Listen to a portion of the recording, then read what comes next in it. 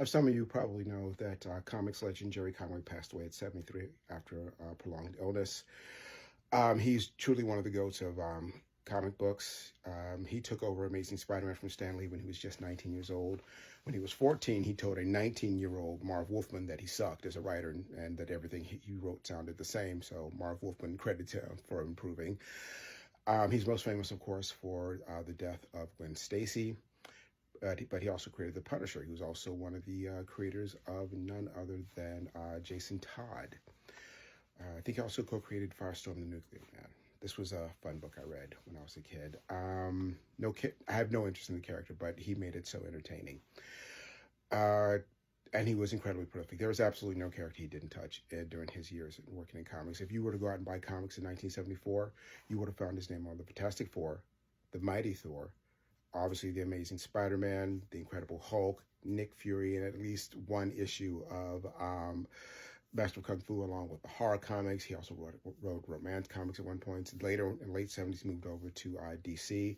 In 76, you would have found his name on Action Comics, Detective Comics, Plastic Man, Metal Man, Swamp Thing, Plastic Man, what was it, DC All Stars, I believe, that brought the Justice Society back into a modern world.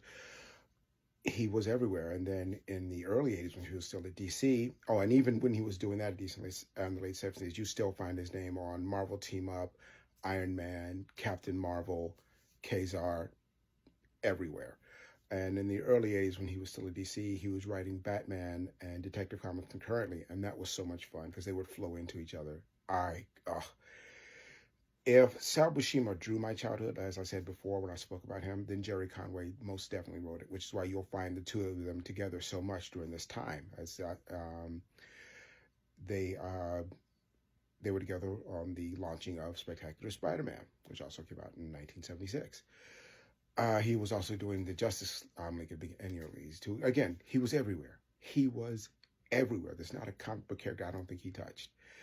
And we are all the better for it. He was everything that you needed at 18, and as I'm headed to 80, he was just absolutely one of the best. I've done entire videos about singular stories that he wrote.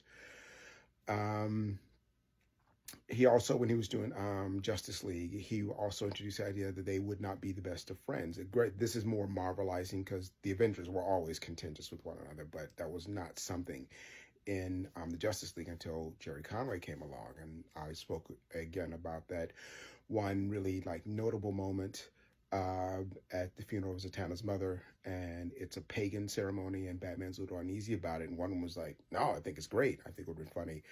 In a different kind of book, if Wonder Woman just kind of threw her top off and joined the pagan festivities, that would have been funny. And then also Clark checks him. It's like, hey, you probably wouldn't understand or approve of Kryptonian ceremonies. And then he says most famously, we're here for truth and justice, but not necessarily our way.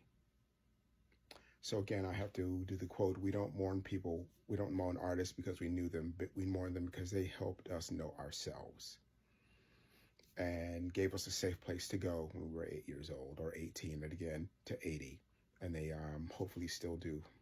And Gerry Conway always will. I recommend you just go back and read his stuff. I was going to just show images of his most notable work. And granted, he was not reinventing the wheel. He was not Alan Moore. He wasn't doing that kind of thing. He was just telling solid, entertaining comic book stories month after month after month, multiple books a month. And he did it for a very long time, and we are better for it. I am better for it. Now, I was going to show you a bunch of images of his most notable work, but instead I'm just going to show you books I literally own. Every single cover you're going to see here is sitting in a box in a suburb in the suburbs of Atlanta. I had to whittle it down. I had 55 images at one point, but I just cut. You don't need to see multiple images from that same line, though I do a lot. But yeah, I try not to repeat any things I've shown before, like when I spoke about Tombstone. That's not going to be here because I talked about it already. That's why I'm not wearing that shirt either, because when I talked about Your Friendly Neighborhood Spider-Man, I wore the shirt already, said Justice League. And again, I don't know why I picked up Firestorm in the early 80s. I have no idea. My mom probably got it for me. But he just made it so entertaining. I regularly read this character for at least 2 years. that I did not care about because Gerry Conway kept them entertaining. And it was in the old days where a storyline that would go on for 6 months or a year would then climax in the annual and they'd start again. And that was just so much fun. I really miss that a lot. So yeah, Gerry Conway.